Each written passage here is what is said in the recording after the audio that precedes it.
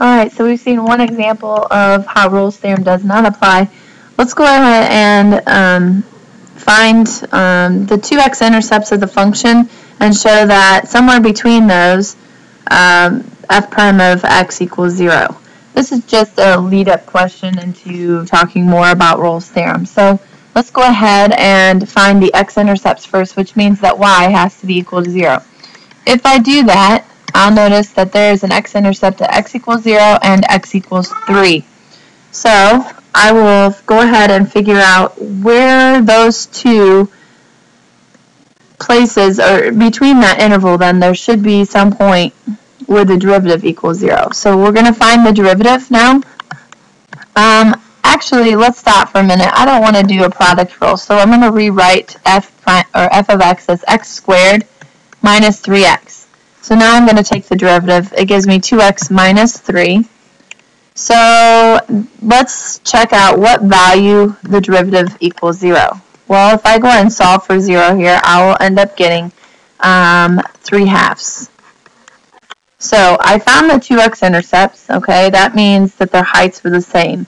It was some sort of function that crosses the x-axis at 0 and 3.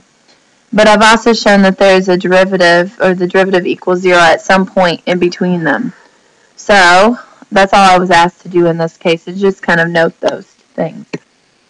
The second one, determine whether Rolle's theorem can be applied on the closed interval. And if it can be applied, we'll find all those open, or those values of c in the open interval such that the derivative equals 0. Well, I need to go back to my original statement. In order to know whether Rolle's theorem applies, it has to be continuous on the closed interval, differentiable on the open interval, and f of a has to equal f of b. I need to show those three things. So what I want to start out by saying is that I'm going to make a statement and talk about continuity and differentiability. So f is continuous on the closed interval 1 to 4 and differentiable on the open interval 1 to 4, simply because f is a polynomial. And we don't really need to say anything else about it because we know polynomials are continuous and differentiable. The next thing we want to do is we want to show that f of a equals f of b. So that means that f of 1 has to equal f of 4. Well, f of 1 would be 1 squared, so let's write here, 1 squared minus 5 times 1 plus 4. That would end up giving me 1 minus 5 plus 4. That actually ends up just being negative 4 plus 4, which is 0.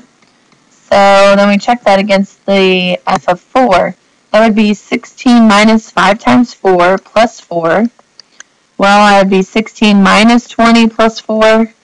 That would be negative 4 plus 4, which does give me 0. So I have shown that f of a equals f of b. So now that I know Rolle's theorem does apply, we're going to go ahead and find the derivative. And then we'll check out what value, what c value gives us the derivative being 0. So I'll get 2x minus 5, and then we plug in 0 because we want to know where the derivative equals 0, and we'll solve. Well, that gives me 5/2. So the value at which the derivative equals 0, the c value, there's one case set, and that's at 5/2. 16, this one just talks about determining whether or not Rolle's theorem applies, so it's just like the last one. I know exactly what this graph looks like. I know that it goes and has a V upside down, and because of this minus, and it is up 3 and over 3 to the right.